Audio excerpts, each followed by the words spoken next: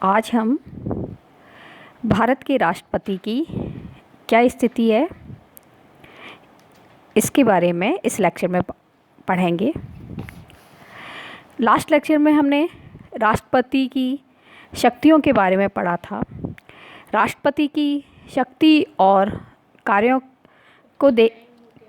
को वर्णन के बाद हम यह कह सकते हैं कि भारत में राष्ट्रपति केवल संवैधानिक प्रमुख है और वास्तविक शक्ति मंत्रिमंडल में निहित है। लेकिन कुछ वर्षों में, विशेष तौर पर 1990 से लेकर 2000 तक का जो समय गठबंधन सरकारों का रहा और उस समय जो राजनीतिक संकट राष्ट्रपति के समक्ष आए, उससे यह स्पष्ट हो गया कि राष्ट्रपति केवल संवैधानिक प्रधान नहीं है, राष्ट्रपति के द्वारा स्वतंत्र राष्ट्रपति के रूप में भी कार्य किया जा रहा है। उदाहरण के तौर पर एच.डी. देवेगौड़ा सरकार से जब कांग्रेस ने समर्थन वापस ले लिया, तब उससे जो राजनीतिक संकट उत्पन्न हुआ और उस समय राष्ट्रपति ने जिस तरह की भूमिका निभाई, उससे यह स्पष्ट है कि कुछ विशेष परिस्थितियों में राष्ट्रपति स्वतंत्र राष्ट्रपति के रूप में भी कार्य करते हैं। राष्ट्रपति की इस स्थिति और उनको संविधान के द्वारा जो शक्तियां प्रदत्त हैं, उनके आधार पर सामान्य तौर पर 3 विचारधाराएं प्रचलित हैं। एक विचारधारा राष्ट्रपति को नाममात्र का संवैधानिक प्रमुख मानती है और इसके समर्थक हैं एम शीतलवाड़ा, अलेक्जेंड्रो विक्स। उनके अनुसार भारत के राष्ट्रपति इंग्लैंड की रानी के समान केवल नाममात्र के संवैधानिक प्रमुख हैं। दूसरी विचारधारा है स्वतंत्र राष्ट्रपति की विचारधारा और इसके समर्थक हैं के अनुसार राष्ट्रपति एक संवैधानिक प्रमुख मात्र नहीं है, बल्कि वो उससे कुछ अधिक हैं। और इस बात का समर्थन प्रोफेसर के.एम. मुंशी और ग्लैड हिल के अनुसार किया गया है और उनका कहना है कि यदि राष्ट्रपति संविधान की अवहेलना नहीं करें तो भी वो एक अधिनायकवादी सरकार का गठन कर सकते हैं, लेकिन यह पूर्णतः सत्य नहीं है। राष्ट्रपति के संबंध में हमारे संविधान निर्माताओं ने संविधान की डिबेट में अपने विचार व्यक्त करे और उन्होंने कहा कि वह एकमात्र संवैधानिक राजा है। नेहरू ने संविधान सभा में कहा कि हम सरकार के मंत्रिमंडलीय चरित्र पर जोर देना चाहते हैं और सत्ता मंत्रिमंडल और विधायिका में निहित है, ना कि राष्ट्रपति में। इस तरह हमने उसे कोई वास्तविक शक्ति नहीं दी है, लेकिन उसके पद को सत्ता संपन्न और गरिमा में बनाया है। लेकिन कुछ निर्णयों में सर्वोच्च न्यायालय ने कहा कि भारत का राष्ट्रपति एक चमत्कारपूर्ण शून्य नहीं है, वह अपने राज्यों के बहुमत का प्रतिनिधित्व करता है, वह शीर्ष पद पर है और सांकेतिक सही लोगों तथा राजनीतिक कार्यों से उसका संबंध है और वह राजनीति से ऊपर है। इस तरह से यदि हम देखें तो राष्ट्रपति ब्रिटिश सम्राट की तरह मात्र संविधान में एक अलंकृत पद नहीं है, अपितु उसे व्यापक अधिकार प्राप्त हैं। राष्ट्रपति की स्थिति के संबंध में जो 2 मत व्यक्त हैं, उनमें से पहला है राष्ट्रपति संवैधानिक प्रमुख मात्र है और इस मत के जो समर्थक हैं उन्होंने इसको 2 आधारों पर कहा है। पहला कहा है कि हमारे यहाँ संविधान में आर्टिकल 74 था। आर्टिकल 74 में कहा गया कि राष्ट्रपति को उससे पहले हम आर्टिकल 53 के बारे में बात करेंगे। आर्टिकल 53 में कहा गया है कि संघ की कार्यपालिका शक्ति राष्ट्रपति में निहित होगी तथा वह इसका प्रयोग इस संविधान के अनुसार या तो स्वयं या अपने अधीनस्थ पदाधिकारियों के द्वारा करेगा।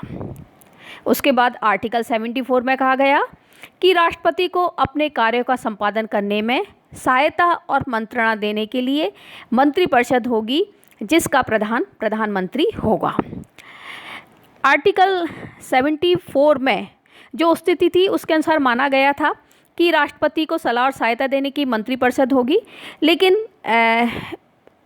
42वें संवैधानिक संशोधन से पूर्व ये माना गया कि राष्ट्रपति चाहे तो मंत्रियों से की मंत्रणा को माने या नहीं माने।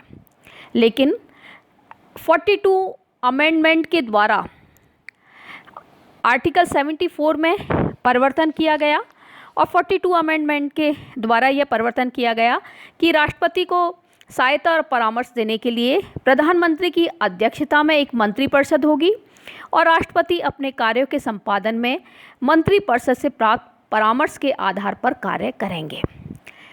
तो संविधान संशोधन 42 के द्वारा राष्ट्रपति को एक संवैधानिक प्रमुख के रूप में ही स्थान दिया गया और यह मान लिया गया कि राष्ट्रपति जो भी कार्य करेंगे वो मंत्रिपरिषद की सलाह के अनुसार ही करेंगे। राष्ट्रपति अपने स्वयं विवेक से कोई कार्य नहीं कर सकते। 44 अमेंडमेंट के द्वारा 42वें संविधान संशोधन के में थोड़ा कुछ परिवर्तन किया गया। जो परिवर्तन किए गए थे उसमें और परिवर्तन करा गया। अब यह स्थिति है कि 44 अमेंडमेंट के बाद कि राष्ट्रपति को मंत्रिपरिषद से जो परामर्श प्राप्त होगा उसके संबंध में राष्ट्रपति को अधिकार होगा कि वह मंत्रिपरिषद को इस परामर्श पर पुनर्विचार के लिए कहे, लेकिन पुनर्विचार के बाद मंत्रिपरिषद से राष्ट्रपति को जो परामर्श प्राप्त होगा राष्ट्रपति उस परामर्श के अनुसार ही कार्य करेंगे। तो यदि हम वर्तमान समय में स्थिति देखें तो आर्टिकल 53 के अंतर्गत राष्ट्रपति में सभी शक्तियां निहित की गई हैं, लेकिन अब आर्टिकल 74 के अनुसार राष्ट्रपति प्रधानमंत्री की और मंत्रिपरिषद की परामर्श से ही कार्य करेगा। राष्ट्रपति को केवल यही अधिकार है कि वह मंत्रिपरिषद से उस परामर्श पर पुनर्विचार करने के लिए कह सकता है, लेकिन पुनर्विचार के बाद यदि मंत्रिपरिषद पुनः वो परामर्श देती है तो राष्ट्रपति को उसे मानना जरूरी होगा।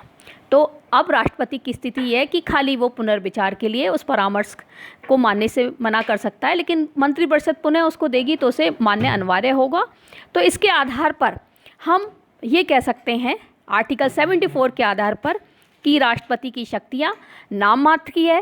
राष्ट्रपति एक संवैधानिक प्रमुख मात्र है और उसका कार्य, उसकी जो शक्ति हैं उनका प्रयोग वो मंत्रिमंडल की सलाह के आधार पर कर सकता है।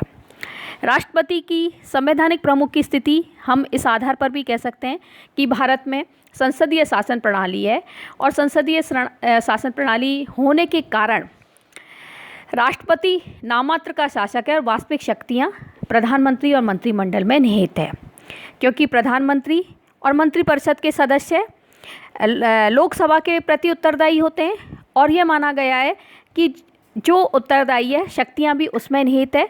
तो संसदीय शासन प्रणाली को सुचारू रूप से संचालन करने के लिए ये माना गया है कि राष्ट्रपति के द्वारा एक संवैधानिक प्रमुख के रूप में भी ही कार्य किया जाना चाहिए।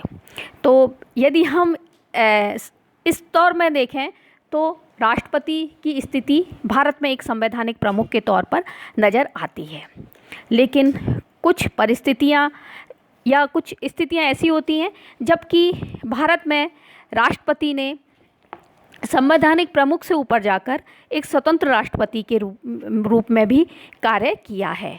तो भारत के राष्ट्रपति की स्थिति के संबंध में जो दूसरी है वो है स्वतंत्र राष्ट्रपति की धारणा। हम यदि देखें समय समय पर कुछ हमारे यहाँ यदि हम देखें तो कुछ स्थितियाँ ऐसी हैं कि जब राष्ट्रपति ने स्वतंत्र राष्ट्रपति के रूप में भी कार्य किया है। 42वें और 44वें संवैधानिक संशोधन के पारित होने से पूर्व राष्ट्रपति अपने में जो शक्तियाँ थीं, जो उसके अधिकार थे, उनका स्वयं उपयोग करने के लिए दावा कर सकते थे, लेकिन 42 और 44 अमेंडमेंट के द्वारा राष्ट्रपति अपने इन अधिकारों का दावा करने की स्थिति में नहीं रहे, क्योंकि उन्हें मंत्रिमंडल के परामर्श को मानना था। लेकिन इन दोनों संशोधन के बावजूद मंत्रिपरिषद के सुझाव को राष्ट्रपति के लिए बाध्यकारी बना दिया गया और हमारे संविधान के अनुसार राष्ट्रपति संसद के घटकों में से एक होता है और इस तरह संसद द्वारा पारित सभी विधेयकों को राष्ट्रपति की सहमति मिलना जरूरी है और किसी भी विधेयक में अपनी इच्छानुसार संशोधन करके राष्ट्रपति उसे संसद में पुनर्विचार के लिए भेज सकता है। दूसरा, राष्ट्रपति को यह भी अधिकार है कि वह मंत्रिपरिषद को उसके किसी भी निर्णय पर पुनर्विचार करने के लिए आग्रह करें। राष्ट्रपति के यदि हम इन दोनों शक्तियों को देखें तो इन दोनों शक्तियों के अंतर्गत संवैधानिक प्रावधानों के अनुसार राष्ट्रपति स्वतंत्र होकर अपना कार्य कर सकता है और उसका मंत्रिमंडल के सुझाव के अनुरूप कार्य करने की अनिवार्यता इस संदर्भ में नहीं है। इस प्रकार उन्हें संसदीय कानून और मंत्रिमंडल के निर्णय जैसे व्यापक क्षेत्र में राष्ट्रपति को निषेधात्मक अधिकार प्राप्त है और यदि कोई राष्ट्रपति चाहे तो इनके आधार पर सरकार के कार्यों पर रोक लगा सकता है, विधेयकों को विलंब करने के उद्देश्य अपने पुनर्विचार के अधिकार का प्रयोग कर सकता है या कार्यपालिका के निर्णयों के संबंध में भी राष्ट्रपति इस प्रकार देर कर सकता है और यह सब संविधान का उल्लंघन किए बिना संविधान के अनुरूप होगा। तो यदि राष्ट्रपति चाहे तो इन दो स्थितियों में एक स्वतंत्र राष्ट्रपति के रूप में भूमिका निभा सकते हैं। इसके अलावा राष्ट्रपति के कुछ ऐसे क्षेत्र हैं जहां राष्ट्रपति को विवेकाधिकार प्राप्त है, जैसे प्रधानमंत्री की नियुक्ति। प्रधानमंत्री की नियुक्ति उस समय जब लोकसभा में किसी भी दल को बहुमत प्राप्त नहीं हो और लोकसभा में त्रिशंकु की स्थिति हो तो उस समय राष्ट्रपति को विवेकाधिकार प्राप्त हो जाता है। हम उदाहरण के तौर पर ले सकते हैं 1989 और 1996 में ऐसा हुआ कि राष्ट्रपति ने अपने विवेकाधिकार से स्थायी सरकार बनाने का प्रयास किया। इन परिस्थितियों से निपटने के लिए कोई स्पष्ट प्रक्रिया दिशा निर्देश उपलब्ध नहीं थे, अतः प्रधानमंत्री को नियुक्त करने में राष्ट्रपति को स्वयं फैसला लेना पड़ा। ऐसी भी परिस्थितियां उत्पन्न हुई है जब पदस्थ प्रधानमंत्री की मृत्यु हो गई और उसके उत्तराधिकारी को चुना जाना था। ऐसे अवसर दो बार आए, 1964 में नेहरू जी की मृत्यु के बाद और 1966 में शास्त्री जी की मृत्यु के बाद। अंतर्व्यवस्था के रूप में वरिष्ठतम मंत्री को प्रधानमंत्री बनाया गया और बाद में आम सहमति के अनुसार स्थायी व्यवस्था की गई। लेकिन इंदिरा गांधी की मृत्यु के बाद उस समय तत्कालीन राष्ट्रपति ज्ञानी जैल सिंह ने अपने विवेक का प्रयोग करते हुए राजीव गांधी को प्रधानमंत्री बनाया और वो उस समय एक मंत्री तक नहीं थे। तो इस प्रकार यदि हम देखें तो परिस्थितियां, जब कभी ऐसी परिस्थितियां उत्पन्न हुई हैं तब भारत के राष्ट्रपति ने प्रधानमंत्री की नियुक्ति में अपने विवेकाधिकार की शक्ति का प्रयोग किया है। लोकसभा का विघटन। राष्ट्रपति के द्वारा कभी कभी कुछ परिस्थितियों में लोकसभा के विघटन से संबंधी अपनी शक्ति में भी विवेकाधिकार का प्रयोग किया गया है। अगर कोई अल्पमत सरकार प्रारंभिक सफलता के बाद लोकसभा का विश्वास खो देती है और यदि ऐसी कोई सरकार लोकसभा को भंग करने की सिफारिश करती है तो ऐसी जटिल परिस्थिति उत्पन्न हो सकती है। अगर ऐसी सरकार जिसे सदन में विश्वास प्राप्त है और वह लोकसभा को भंग करने की सिफारिश करती है तो राष्ट्रपति उसकी अवहेलना नहीं कर सकता, किंतु सदन का विश्वास खो चुकी सरकार की किसी भी ऐसी सिफारिश पर राष्ट्रपति अपने विवेकाधिकार के आधार पर निर्णय ले सकता है। और जब लोकसभा में किसी भी दल को बहुमत प्राप्त नहीं हो और मिले जुले दल की स्थिति हो तब यह अत्यधिक महत्वपूर्ण हो जाता है कि राष्ट्रपति विवेकाधिकार से निर्णय लें। अल्पमत सरकार द्वारा लोकसभा भंग करने की सिफारिश के बाद राष्ट्रपति लोकसभा को भंग किए बिना वैकल्पिक सरकार गठित करने का प्रयास कर सकता है और ऐसा वह किसी तार्किक आधार पर भी कर सकता है, जैसे कि सरकार की स्थिरता। पूर्व में यदि हम देखें तो ऐसे दो अवसरों पर राष्ट्रपति ने लोकसभा को भंग कर दिया था। जब कांग्रेस ने चरण सिंह की सरकार से समर्थन वापस ले लिया था और चरण सिंह ने लोकसभा को भंग करने की राष्ट्रपति से सिफारिश की थी। दूसरा, जब प्रधानमंत्री चंद्रशेखर ने कांग्रेस का समर्थन खोने के बाद लोकसभा को भंग करने की सिफारिश की थी। राष्ट्रपति ने दोनों अवसर पर मंत्रिमंडल की सिफारिशों को मान लिया। क्योंकि उन्होंने अनुभव किया कि अन्य दल द्वारा स्थायी सरकार का गठन संभव नहीं है। इसी तरह से तीसरे जो राष्ट्रपति के विवेक अधिकार से संबंधित स्थिति अधिकार है वो है कि राष्ट्रपति किसी ऐसी सरकार को बर्खास्त करने का अधिकार है जो लोकसभा का बहुमत खोने के बावजूद त्यागपत्र देने को राजी नहीं है।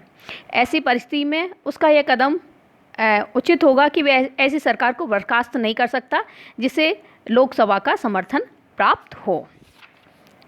यदि हम देखें तो स्वतंत्र राष्ट्रपति की यदि हम स्थिति के बारे में देखें तो ये स्पष्ट है कि कभी कभी परिस्थितियों के अनुसार राष्ट्रपति के द्वारा कुछ ऐसे निर्णय लिए जाते हैं जिनके द्वारा यह स्थापित होता है कि वो भारत में भी राष्ट्रपति कुछ परिस्थितियों में स्वतंत्र राष्ट्रपति के रूप में कार्य कर सकता है। यदि हम व्यवहार में भारत की राष्ट्रपति की स्थिति देखें तो प्रारंभ से यदि हम देखें तो 1950 में राष्ट्रपति ने जिस प्रकार काम किया उससे यह स्पष्ट होता है कि सामान्यतः राष्ट्रपति मंत्रिपरिषद की सलाह के अनुसार कार्य करता है, लेकिन कभी कभी ऐसे अवसर आते हैं जब राष्ट्रपति अपनी इच्छा अनुसार भी कार्य करते हैं। उदाहरण के तौर पर हमारे प्रथम राष्ट्रपति डॉक्टर राजेंद्र प्रसाद ने प्रस्तावित हिंदू आचार विधेयक पर अपना विरोध कड़े शब्दों में प्रकट किया था। उन्होंने अपने सोमनाथ मंदिर की यात्रा और सरदार पटेल के दाह संस्कार में सम्मिलित होने के मामले में तत्कालीन प्रधानमंत्री नेहरू के सुझावों को नज़रअंदाज कर दिया था। इसी तरह से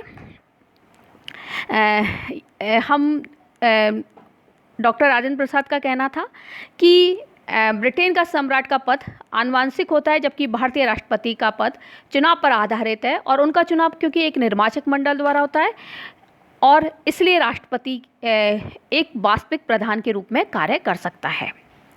इसी तरह से हम देखें कि डॉक्टर राजेंद्र प्रसाद के बाद डॉक्टर राधाकृष्णन देश के राष्ट्रपति बने और जिनको कि उनकी योग्यता के कारण सम्मान दिया गया, लेकिन उसके बाद डॉक्टर जाकिर हुसैन, बीबी गिरी, फ़खरुद्दीन अली अहमद और ज्ञानी जेल सिंह श्रीमती गांधी के व्यक्तिगत पसंद के राष्ट्रपति थे और उन्हें प्रधानमंत्री का राष्ट्रपति कहा जाता था। फ़खरुद्दीन अली अहमद एक कमज़ोर राष्ट्रपति के रूप में रहे, लेकिन हम उनके बाद के राष्ट्रपति नीलम संजीवन रेड्डी के साथ देखें तो उन्होंने एक सशक्त राष्ट्रपति के रूप में भूमिका निभाई और उनके समय जब मोरारजी देसाई जी ने प्रधानमंत्री पद से त्यागपत्र दे दिया तो उसके बाद उनके राष्ट्र के नाम के संशोधन प्रस्ताव को उन्होंने निषेधित कर दिया। उन्होंने चरण सिंह की कामचलाऊ सरकार को भी कोई बड़ा नीतिगत फैसला न करने की सलाह या चेतावनी दी थी। इसी तरह से राजीव गांधी जी के समय प्रधानमंत्री काल में ज्ञानी जेल सिंह देश के राष्ट्रपति थे। तब उन्होंने राष्ट्रपति की शक्तियों को चरम सीमा तक पहुंचा दिया और राजीव गांधी के लिए चुनौतियां खड़ी करी। प्रधानमंत्री ने जब राष्ट्रपति को उपेक्षित करना शुरू करा तो वे राष्ट्रपति को सरकारी निर्णयों से अवगत कराने की अपनी संवैधानिक जिम्मेदारी भी उन्होंने निर्वहन नहीं करते थे। उस समय ज्ञानी जेल सिंह और प्रधानमंत्री राजीव गांधी के मध्य मतभेद की स्थितियां आई और ऐसी स्थिति में उन्होंने डाक विधेयक पर को अपने हस्ताक्षर रोक लिए और यह बताया कि राष्ट्रपति को मंत्रियों को पदच्युत करने का भी अधिकार है। जेल सिंह के बाद वेंकटरमन ने राष्ट्रपति पद का कार्यभार संभाला और उन्हें केंद्र में अल्पमत सरकारों की परेशानियों को झेलना पड़ा। उन्होंने वीपी सिंह और चंद्रशेखर दोनों की सरकारों को लोकसभा में बहुमत सिद्ध करने के लिए कहा। भाजपा द्वारा जब वीपी सिंह सरकार से समर्थन वापस ले लिया गया तब उन्होंने चंद्रशेखर को एक कामचलाऊ सरकार का नेतृत्व करने के लिए कहा और मोटे तौर पर उनके द्वारा संवैधानिक मर्यादा का पालन किया गया। इस तरह से यदि हम देखें 1966 में लोकसभा चुनाव के बाद किसी भी दल को स्पष्ट बहुमत प्राप्त नहीं हुआ था और इस स्थिति में राष्ट्रपति ने पूर्व परंपरा के आधार पर सबसे बड़ी पार्टी अटल बिहारी के नेता अटल बिहारी वाजपेयी जी को सरकार बनाने के लिए आमंत्रित करा, और जब वो अपना बहुमत सफल करने में सिद्ध नहीं हुए, साबित करने में सिद्ध नहीं हुए, तो उन्होंने संयुक्त मोर्चा के नेता एस.टी. देवेगौड़ा को कांग्रेस के भारी समर्थन के आधार पर सरकार बनाने के लिए निमंत्रित किया और उन्होंने अपना बहुमत साबित करा। लेकिन ये सरकार ज़्यादा लंबी नहीं चली, 10 महीने, लगभग 10-11 महीने चली। उसके बाद शंकर दयाल शर्मा जी ने लोकसभा को भंग नहीं किया और अपने विवेक अधिकार का प्रयोग करते हुए आई.के. गुजराल को कांग्रेस के भारी समर्थन के आश्वासन पर प्रधानमंत्री पद पर नियुक्त कर दिया। इस प्रकार यदि हम देखें तो समय समय पर राष्ट्रपति के द्वारा जब कोई ऐसी परिस्थितियां आई गई तो उन्होंने स्व विवेक का अपना परिचय दिया, और ऐसी परिस्थितियों के अंतर्गत राष्ट्रपति ने सशक्त भूमिका निभाई। तो हम इस आधार पर हम ये कह सकते हैं कि सामान्य तौर पर हमारे संविधान के द्वारा भारत के राष्ट्रपति को संवैधानिक प्रमुख ही बनाया गया है। उसकी जो शक्तियाँ हैं वो नाम मात्र की हैं, लेकिन कुछ विशेष परिस्थितियों के अंतर्गत परिस्थितियाँ आने पर हमारे राष्ट्रपति के द्वारा एक स्वतंत्र राष्ट्रपति की भूमिका भी निभाई जा सकती है।